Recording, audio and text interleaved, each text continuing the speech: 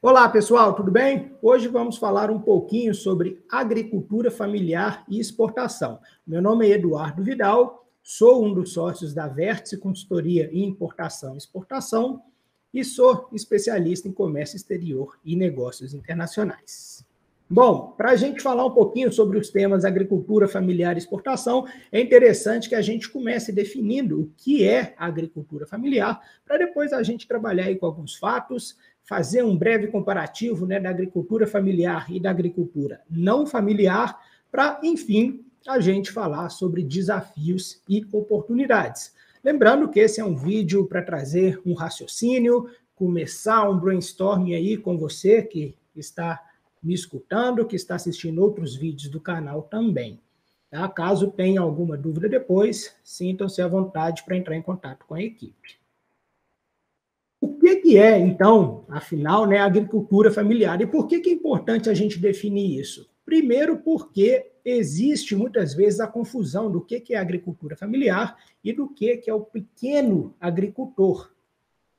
E a legislação brasileira faz essa diferenciação. A gente tem a Lei 11.326 de 2006 e temos aí mais recentemente o Decreto 9064 de 2017.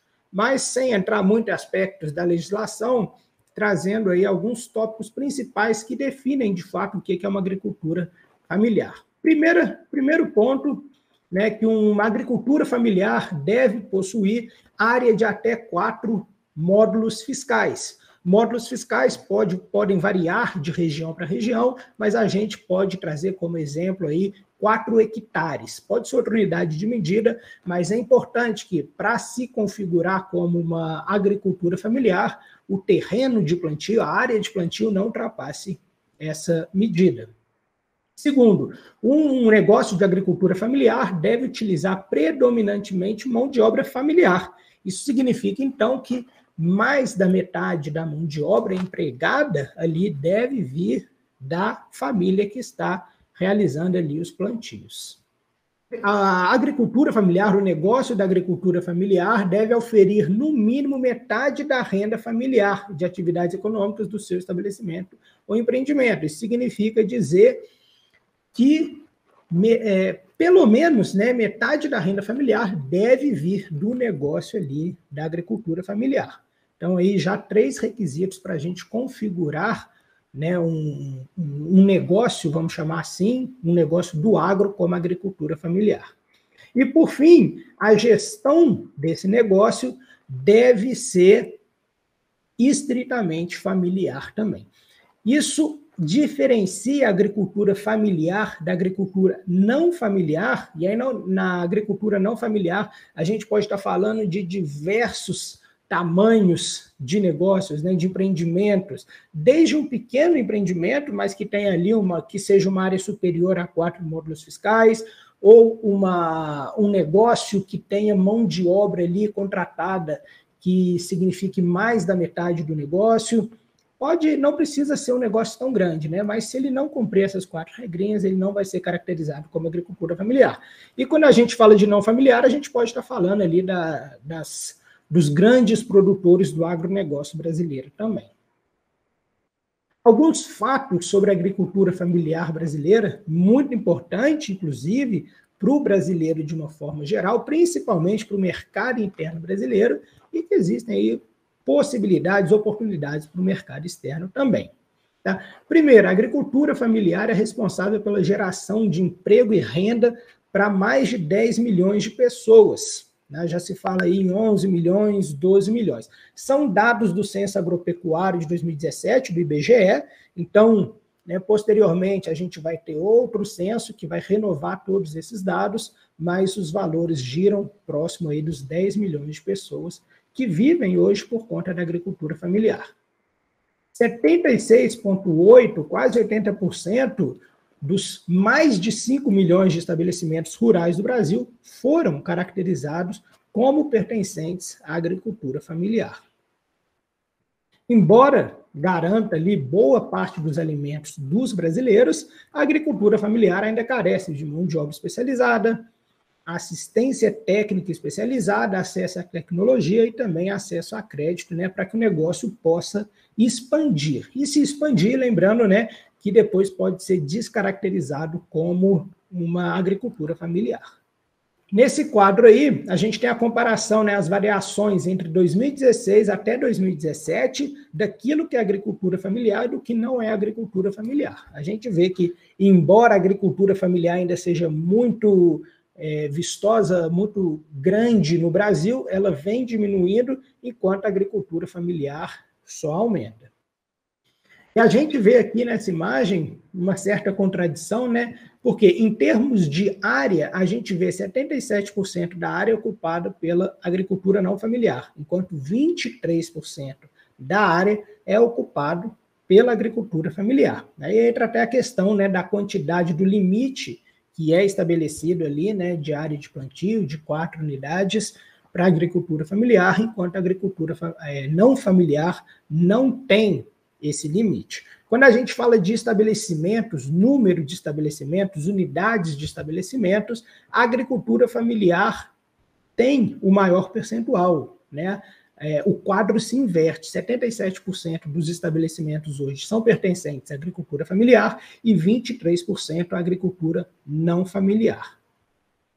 Ainda assim, é possível exportar? Essa pergunta surge justamente a partir da perspectiva dos limites que existem para a agricultura familiar, né? Limite de espaço para se plantar, limite ali de mão de obra contratada, né, de terceiros, limite ali de acesso a crédito, limite de acesso a know-how, expertise, assistência técnica. Ainda assim, é possível que uma agricultura familiar exporte?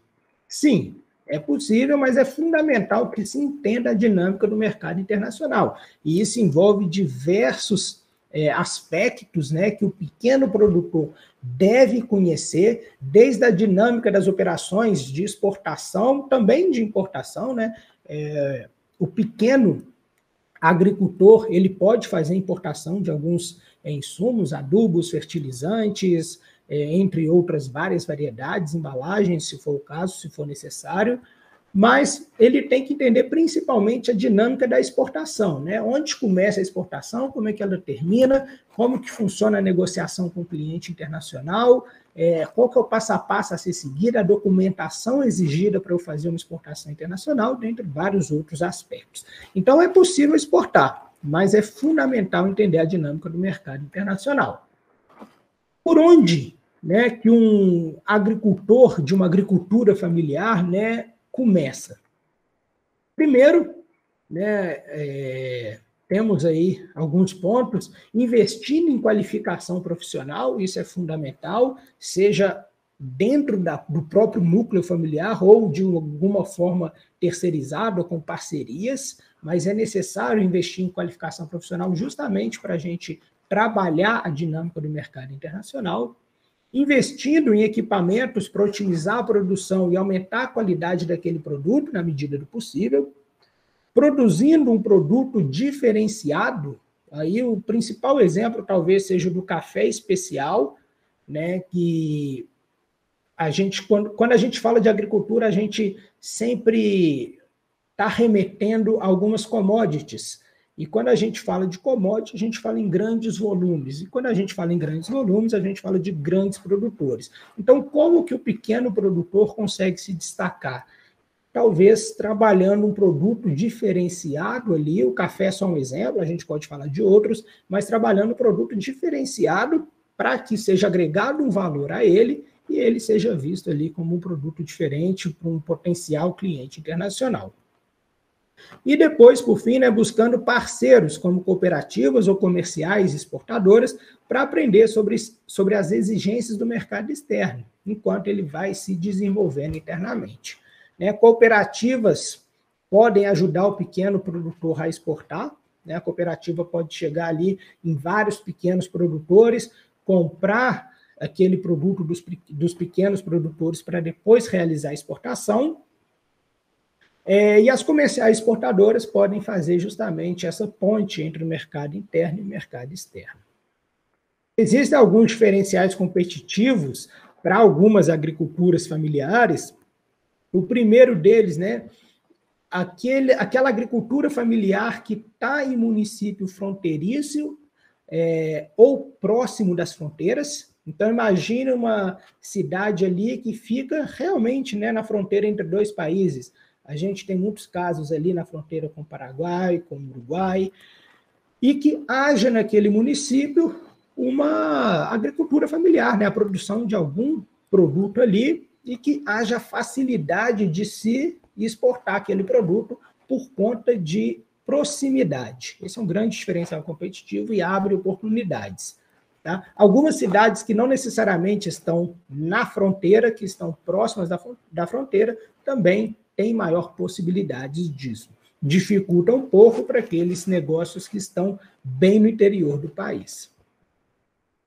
Agricultores que estão em polos produtivos, a gente volta, por exemplo, do café, em Minas Gerais, por exemplo, é o principal polo produtivo de café do mundo hoje, então vem gente do mundo inteiro conhecer o café mineiro, e um pequeno produtor que talvez está ali localizado, né, que hoje talvez trabalha com cooperativa para conseguir exportar, pode começar ali, tentar almejar o mercado externo por conta própria.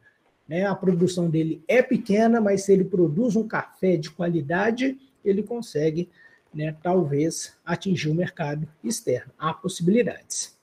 A exportação consorciada é algo muito interessante também. Exportação consorciada, em suma, é aquela exportação feita por vários produtores de uma vez. Né? Se surge uma demanda do mercado externo para importar um produto brasileiro, e um produtor só não consegue atender aquela demanda, ele pode se juntar a outros pequenos produtores para que juntos eles atendam a demanda. Então, é uma possibilidade que ainda é pouco explorada no Brasil, mas existe essa possibilidade e ela deve ser conhecida por todo mundo. E, por fim, produtos de alta demanda e com alto valor agregado. Né? Novamente, é um pouco difícil quando a gente fala do agro, quando a gente remete a commodities, alto volume, produtos parecidos, né? O que a gente chama de substitutos quase perfeitos ou substitutos perfeitos. Como que a gente vai falar de um produto de alto valor agregado? Né? Então, se a gente tem alta demanda por um produto no mercado externo, já facilita a possibilidade da gente exportar esse produto. Se a gente consegue agregar valor para esse produto, a gente tem a possibilidade, né, maior de alcançar o mercado externo. A gente pode falar aí do café, a gente pode falar de produtos lácteos, a gente pode falar de frutas, né, frutas, principalmente aquelas frutas características do Brasil, que são diferenciadas e que pode haver demanda no mercado externo. Bom, existem muitas possibilidades para quem está querendo trabalhar aqui com a agricultura familiar, mas é muito importante entender também os limites, né, que existem para a agricultura familiar, desde espaço para se produzir, até mesmo acesso ali, como eu disse, a linhas de crédito, acesso a conhecimento, acesso ao mercado externo em si. Então, é algo que ainda tem que ser muito bem trabalhado com o governo brasileiro, de uma forma geral, para que esse pequeno produtor, que é tão importante hoje para o mercado interno, seja tão importante também para o mercado externo.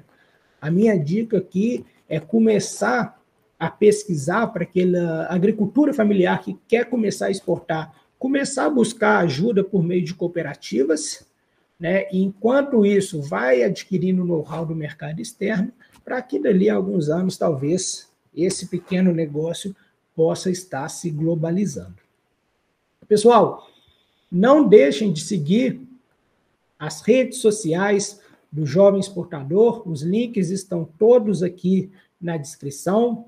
Vocês podem me encontrar também no Instagram, Eduardo Melo Vidal. Estou à disposição para falar com vocês. E não deixem de conhecer também todos os programas oferecidos aqui pelo Jovem Exportador.